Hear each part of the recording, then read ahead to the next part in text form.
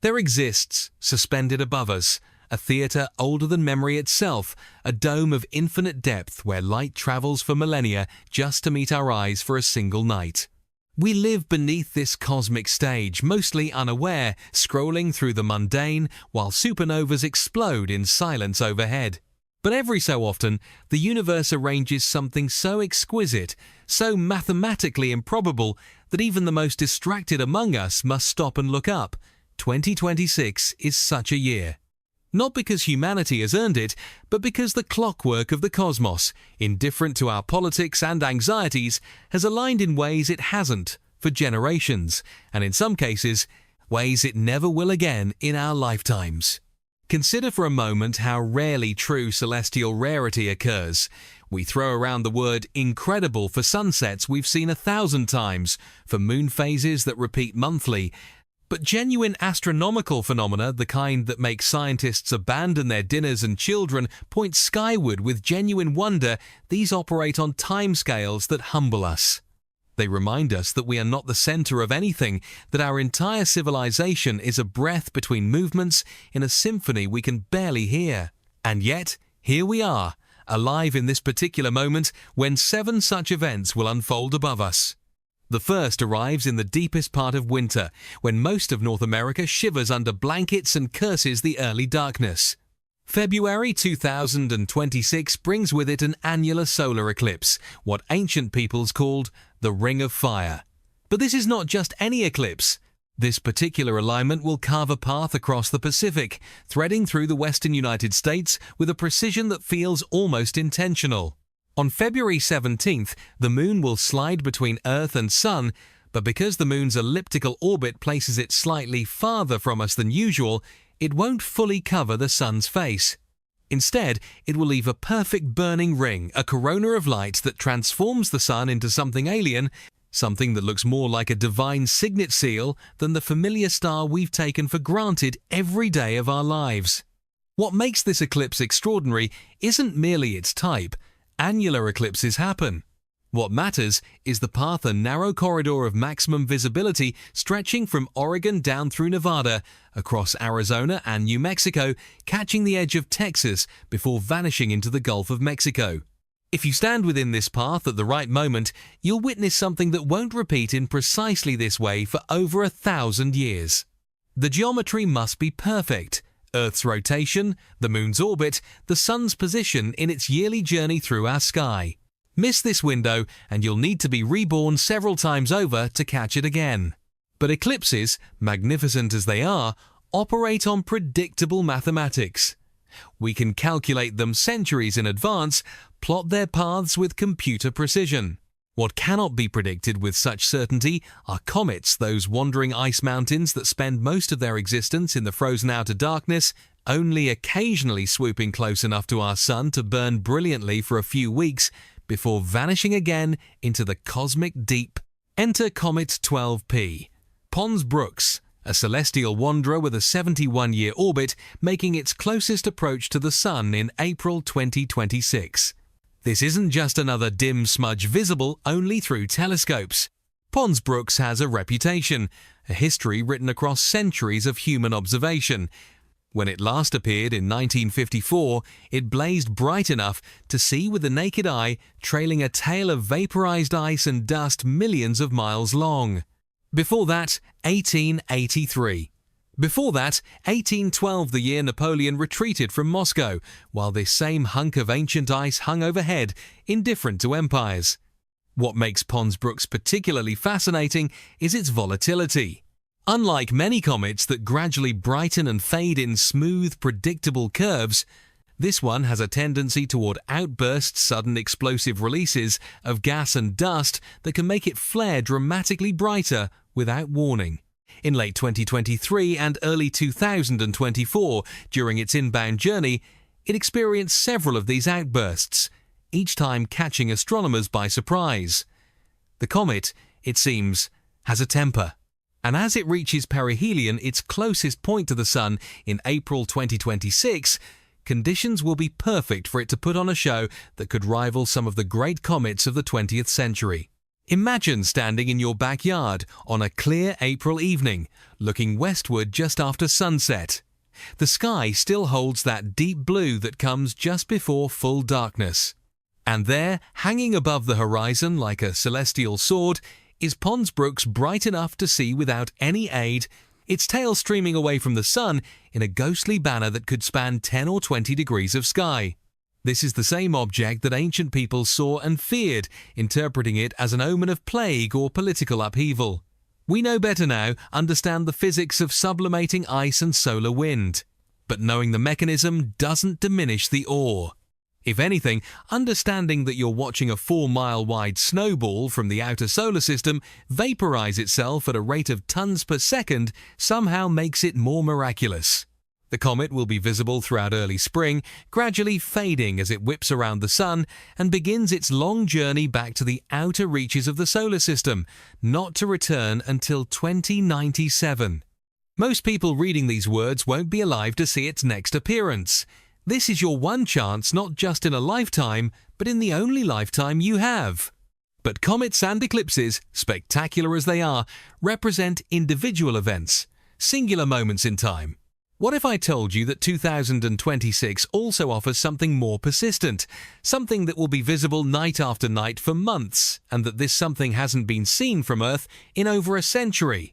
We're talking about a nova, not a supernova, the catastrophic death explosion of a massive star, but a nova, which is in some ways even stranger. Imagine a binary star system, two stars locked in a gravitational dance, orbiting each other for eons. One is a normal star, perhaps similar to our Sun.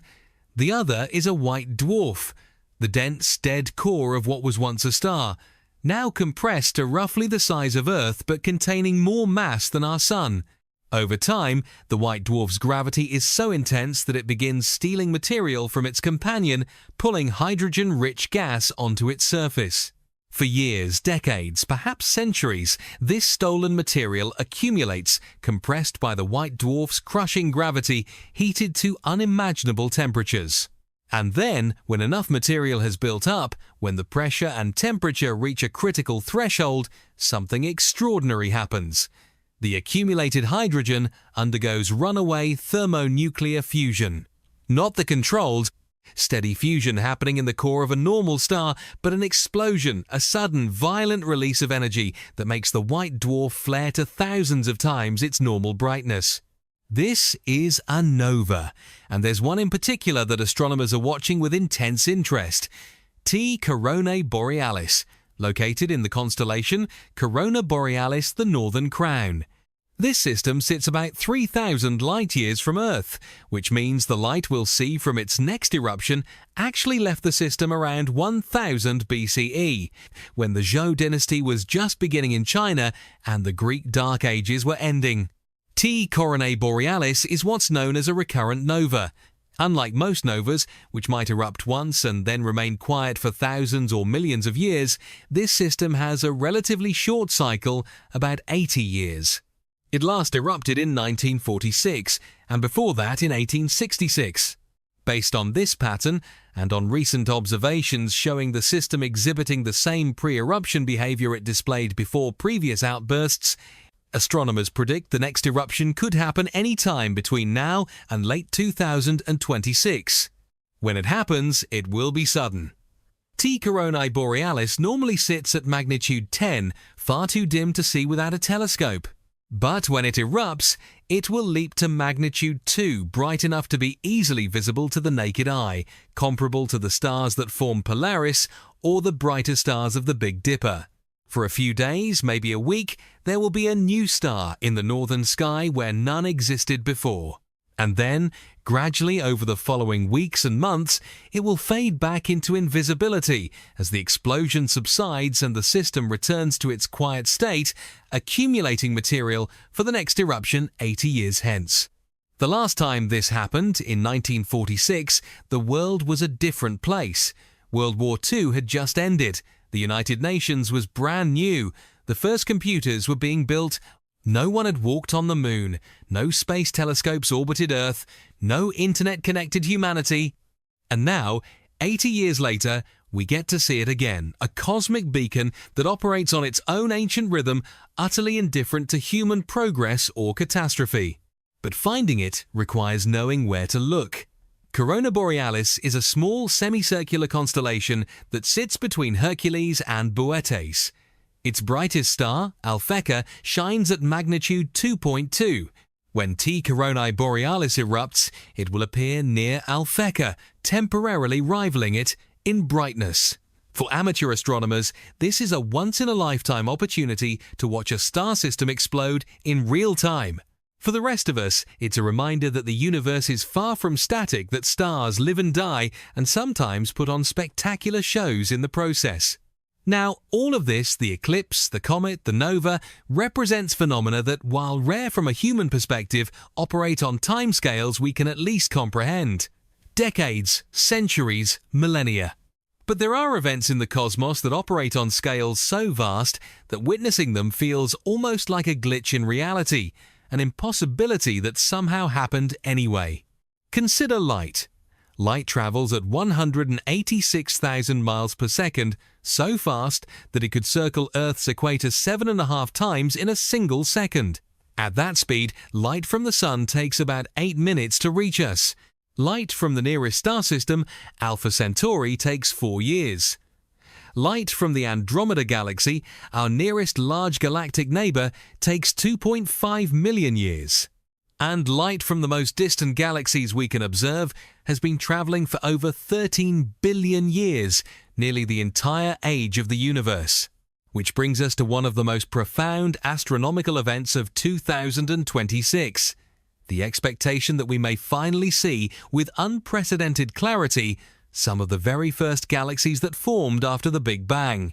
This isn't about a single night or a single observation. This is about the ongoing revolution being driven by the James Webb Space Telescope, which will continue throughout 2026 to peer deeper into the cosmic past than humanity has ever looked before. Webb doesn't observe invisible light the way our eyes or the Hubble Space Telescope does. Instead, it sees in infrared wavelengths of light just beyond what our eyes can detect. This is crucial because of something called redshift. As the universe expands, the light from distant galaxies gets stretched, shifting from visible wavelengths toward the red end of the spectrum and eventually into the infrared. The more distant the galaxy, the faster it's receding from us due to cosmic expansion, and the more its light is redshifted. The most distant galaxies, those that formed just a few 100 million years after the Big Bang, are so redshifted that they're completely invisible to telescopes like Hubble. Their light, which was emitted as ultraviolet and visible light, has been stretched so much by cosmic expansion that it now arrives as infrared. This is Webb's domain. And throughout 2026, as Webb continues its deep field observations, we expect to see galaxies that formed when the universe was less than 5% of its current age. Think about what that means. You'll be looking at light that has been traveling for over 13 billion years. When that light began its journey, there were no planets, no sun, no Earth, no solar system. The universe was a young, hot, violent place filled with the first generation of stars, massive blue giants that lived fast and died in supernova explosions, forging the heavy elements that would eventually make planets and people possible. And some of that light, emitted from some of those first galaxies, has been traveling through expanding space for the entire history of the universe, only to finally arrive at precisely the moment when humanity has built a telescope sophisticated enough to detect it. There's something almost mystical about this, a photon of light emitted by a star in a primordial galaxy traveling for 13 billion years through the expanding void, dodging cosmic debris and gravitational fields, maintaining its journey across incomprehensible distances, only to finally strike the mirror of the James Webb Space Telescope in 2026 and register in a detector, creating a single pixel in an image that will allow a species of evolved primates on a small rocky planet to see what the infant universe looked like. Every deep field image Webb produces is a time machine, not in the science fiction sense, but in the most literal way possible. You are seeing the past, not the recent past, not even the ancient past, but the primordial past. And in 2026, Webb's observations will likely push this boundary even further, possibly capturing light from galaxies that formed a mere 200 million years after the Big Bang. For context, 200 million years sounds like a long time, but in cosmic terms, it's a blink. The universe went from complete darkness, the so-called Dark Ages after the Big Bang, when no stars yet existed, to blazing with the light of the first galaxies in what amounts to cosmological minutes. But let's return to things you can actually step outside and witness yourself without requiring a multi-billion-dollar space telescope, because 2026 has more in store. Throughout the summer months of 2026, another phenomenon will grace the night sky, one that's both predictable and perpetually mesmerizing. We're talking about meteor showers, but not just any meteor showers. 2026 offers particularly favorable viewing conditions for several of the year's most spectacular displays, including the Perseids in August and the Geminids in December. What makes these showers special this year isn't just their usual intensity, but the absence of interference, specifically the timing of the moon's phases.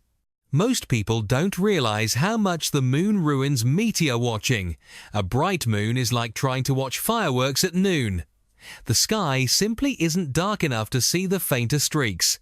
But in 2026, the Perseid meteor shower, arguably the most reliable and impressive annual shower peaks during a new moon phase.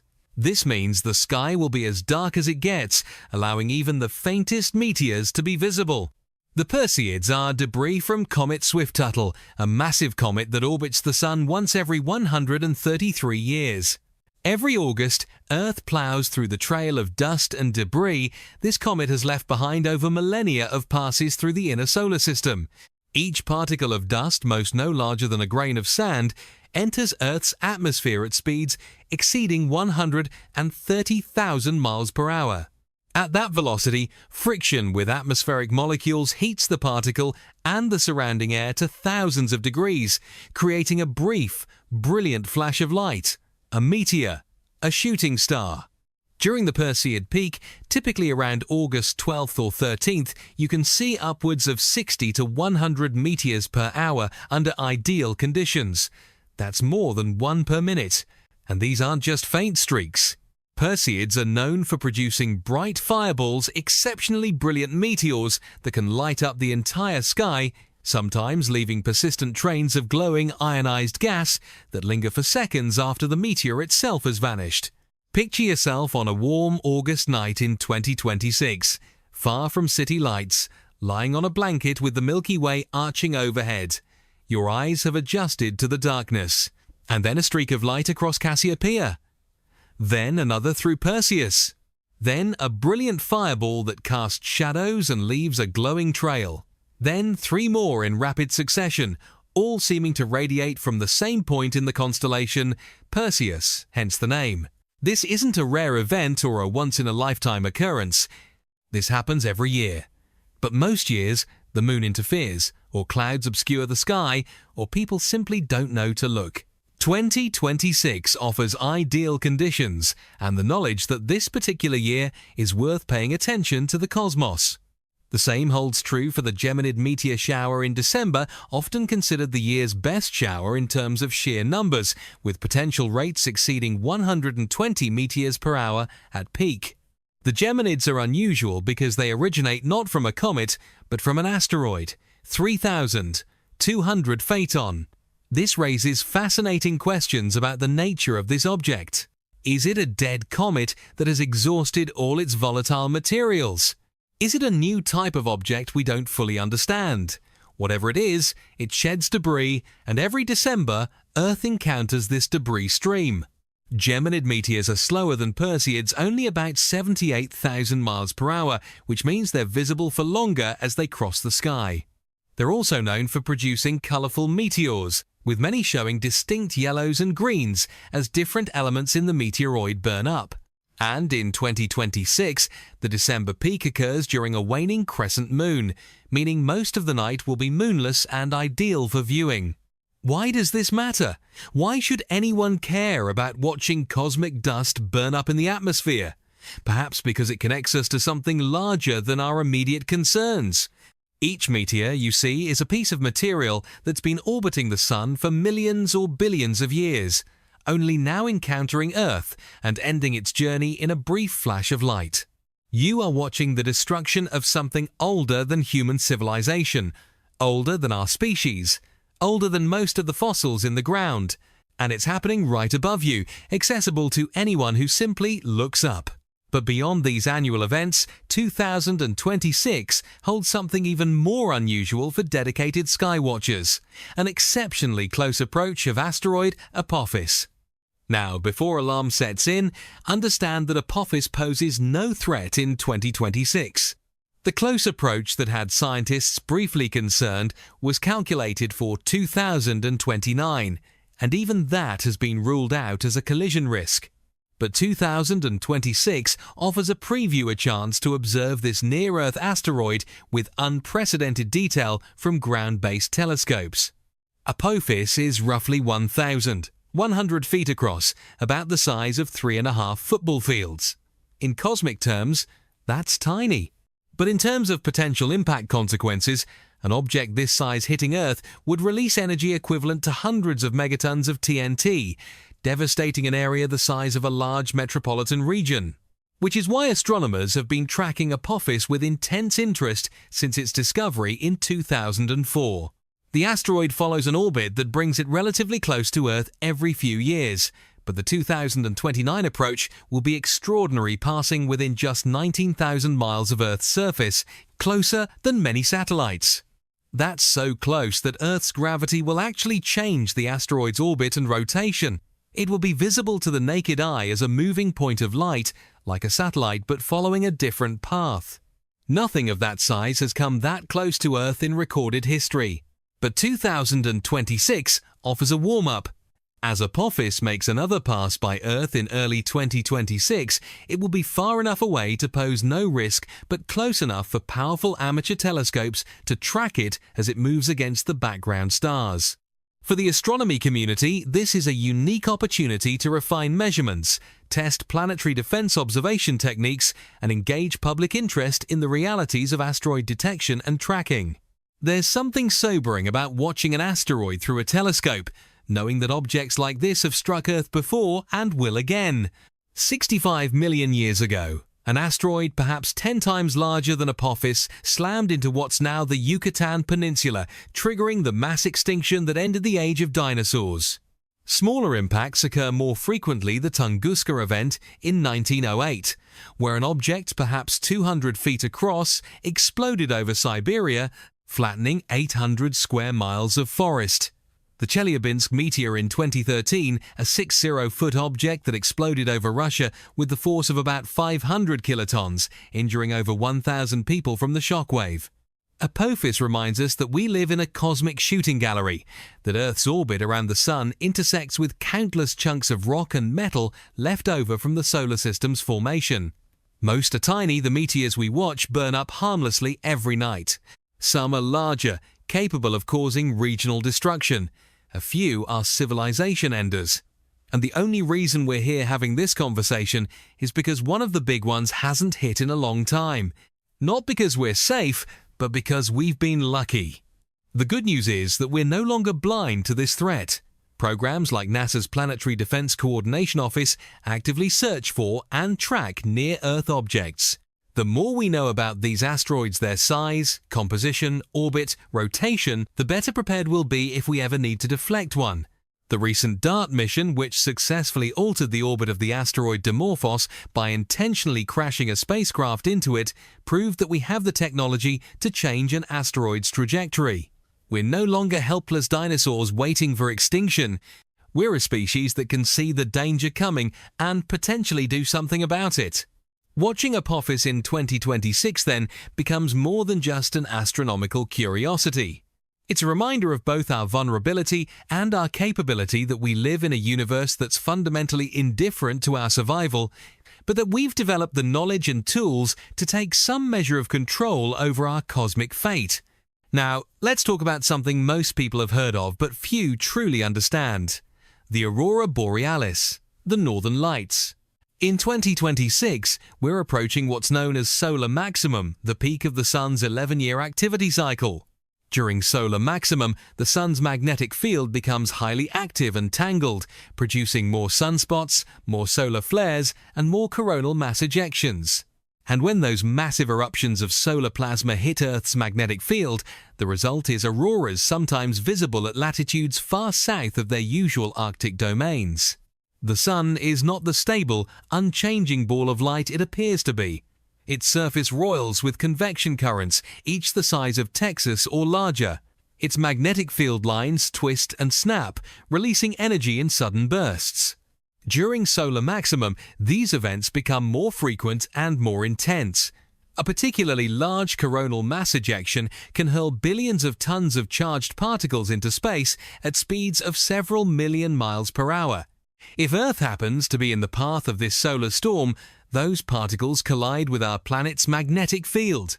Earth's magnetic field funnels these particles toward the polar regions, where they collide with molecules in the upper atmosphere, primarily oxygen and nitrogen. These collisions excite the atoms, bumping their electrons into higher energy states. When the electrons drop back down to their normal states, they release energy in the form of light. Oxygen produces the characteristic green and red colors. Nitrogen produces blues and purples. The result is curtains of light dancing across the polar sky, sometimes pulsing and swaying like living things, other times hanging still like cosmic theater curtains. During solar maximum, strong geomagnetic storms can push the aurora oval, the ring-shaped zone, where auroras typically appear much farther south than usual. People in the northern United States, across Canada, and in northern Europe who normally never see auroras might suddenly find their night sky alive with color. In extreme events, auroras have been observed as far south as the Caribbean. The last solar maximum occurred around 2014, meaning the 2025 to 2026 timeframe represents the next peak. Already, in late 2023 and throughout 2024, we've seen increased aurora activity, with displays visible at unusually low latitudes.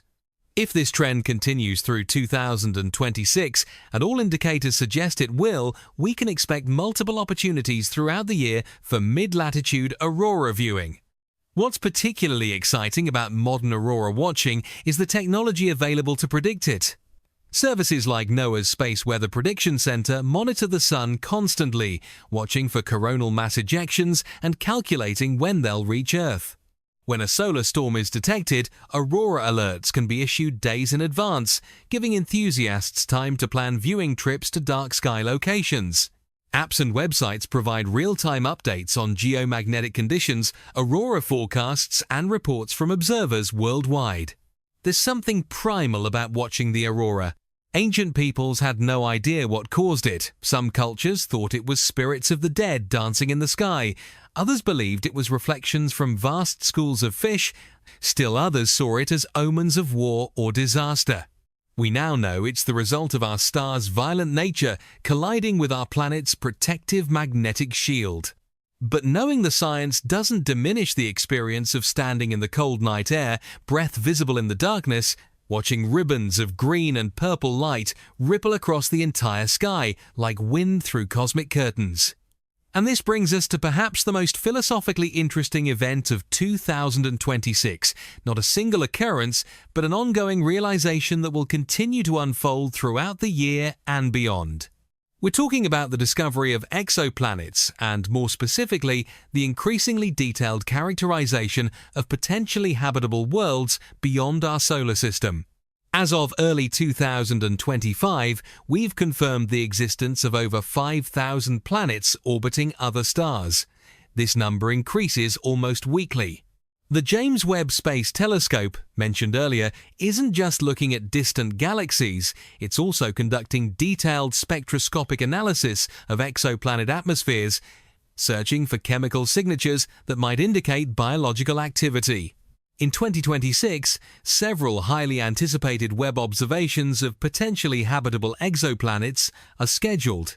These include detailed studies of planets in the TRAPPIST, one system a remarkable collection of 7 Earth-sized planets orbiting a small, cool star just 40 light-years away.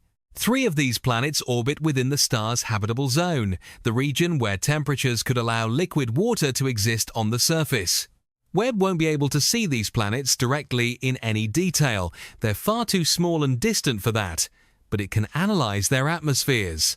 When a planet passes in front of its star from our perspective, an event called a transit, some of the star's light filters through the planet's atmosphere before reaching us. Different molecules in that atmosphere absorb light at specific wavelengths, leaving distinctive fingerprints in the spectrum. By analyzing these fingerprints, scientists can determine what gases are present. If Webb detects certain combinations of gases, for example, oxygen and methane in disequilibrium, or phosphine, or other molecules that on Earth are primarily produced by life, it would be the most profound discovery in human history. Not proof of life necessarily, but strong evidence that would fundamentally change our understanding of our place in the universe. Even if no biosignatures are found, the mere fact that we can analyze the atmospheric composition of rocky planets orbiting other stars represents a staggering achievement. A century ago, we didn't even know for certain that other galaxies existed. 50 years ago, we had no confirmed exoplanets at all, and now we're on the cusp of potentially detecting signs of life on worlds dozens of light-years away.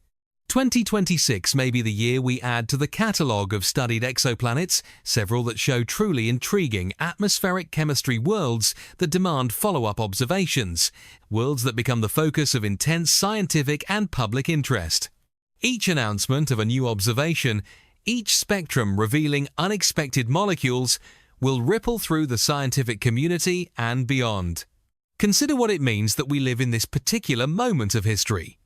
For all of human existence prior to 1995, we had no confirmed knowledge of planets beyond our solar system.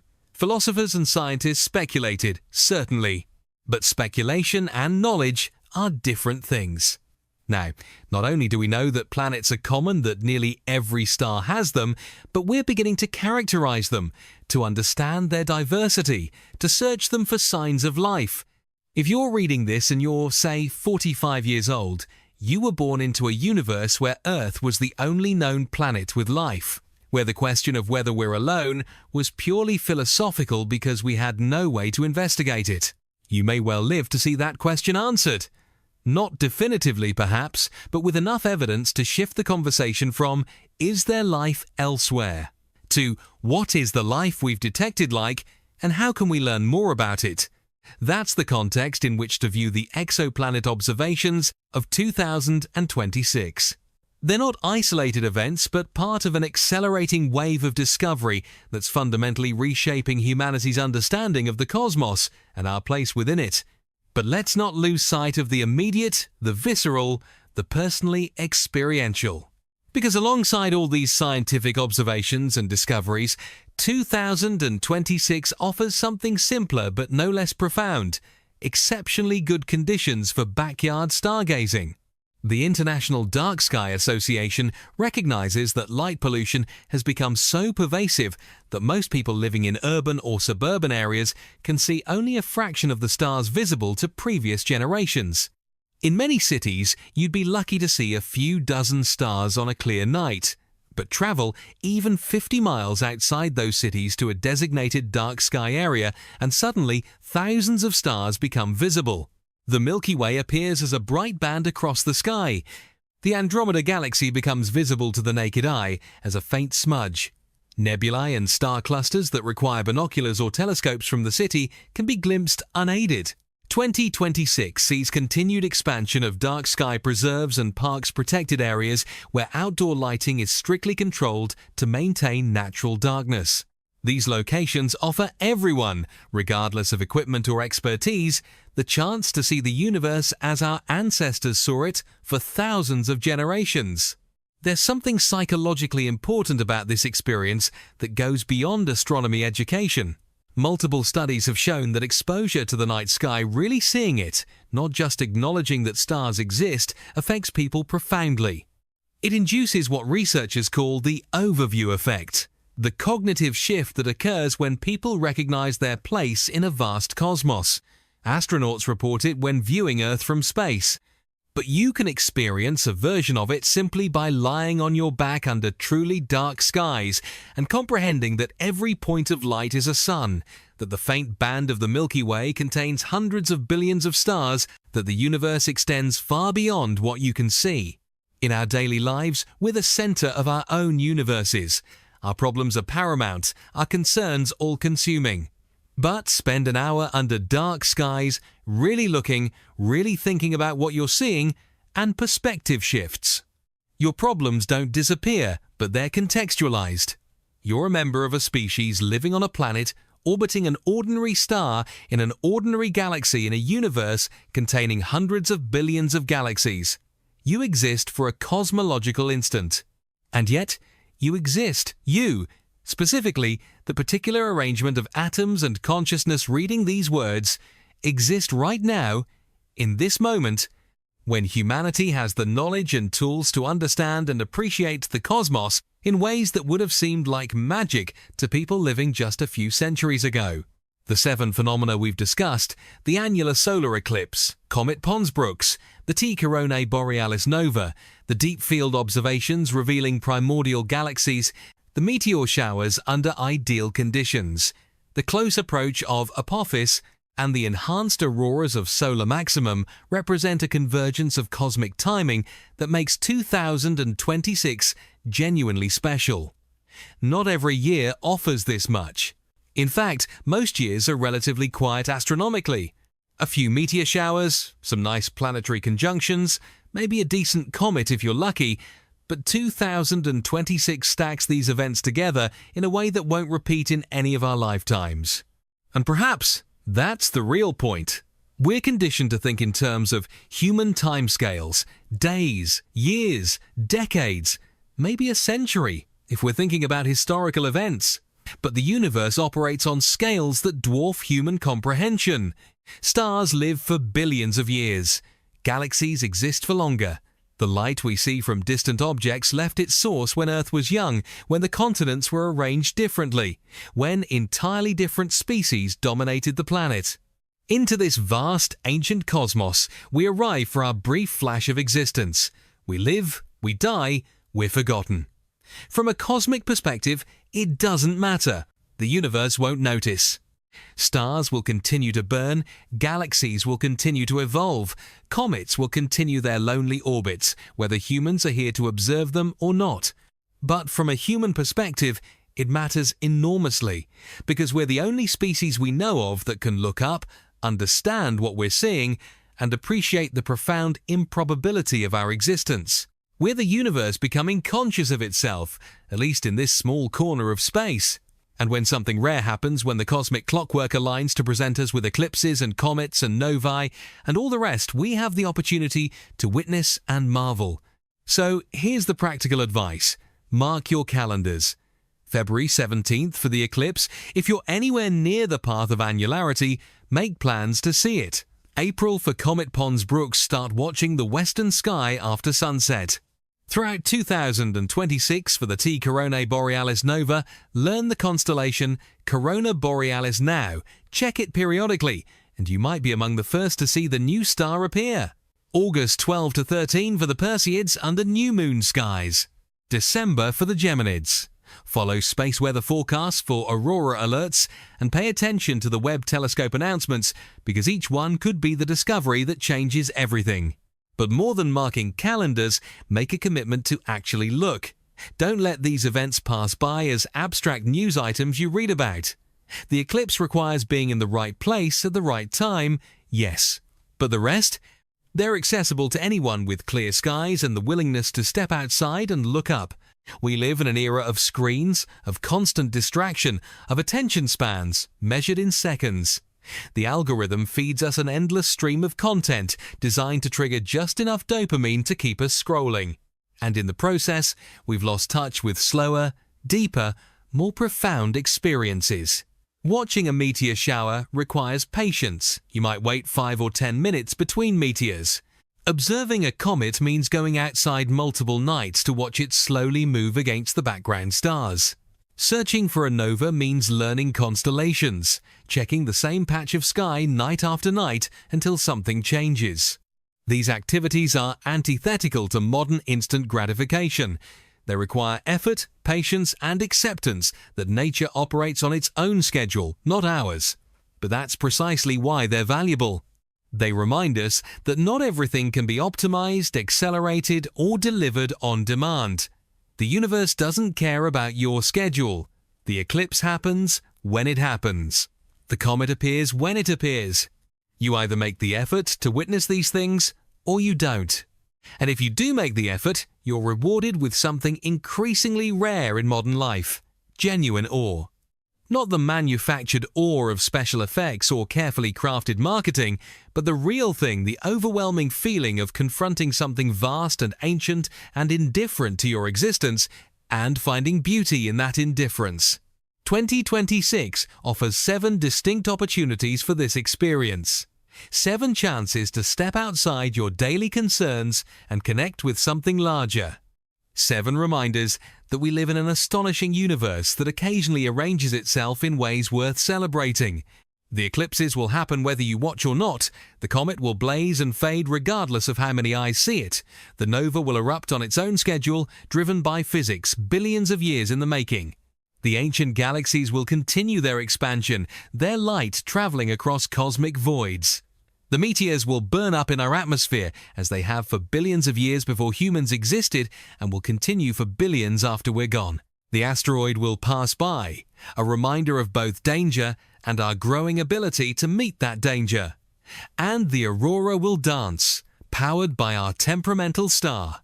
All of this will happen with or without your attention. But your experience of existence, the only existence you have direct access to, will be profoundly different if you choose to participate, to witness, to pay attention to these rare alignments of cosmic circumstance. Because in the end, that's what makes us human. Not our intelligence, not our technology, not our ability to reshape the world around us. What makes us human is our capacity for wonder, our ability to look up at a streak of light in the night sky and see not just a meteor but a piece of ancient cosmic debris ending its billion-year journey in a flash of heat and light. To look at a comet and comprehend that we're seeing the same object that hung over the heads of historical figures whose names we barely remember. To witness an eclipse and understand the precise mathematical dance of gravity and motion that makes such a thing possible. We are, for this brief moment, alive. And 2026 gives us 7 extraordinary reasons to celebrate that improbable fact.